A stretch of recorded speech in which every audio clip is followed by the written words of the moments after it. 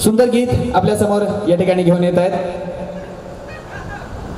देखणे ते हात ज्यांना निर्मितीचे डोळे मंगलाने गंधलेले सुंदराचे सोहळे असं म्हणतो।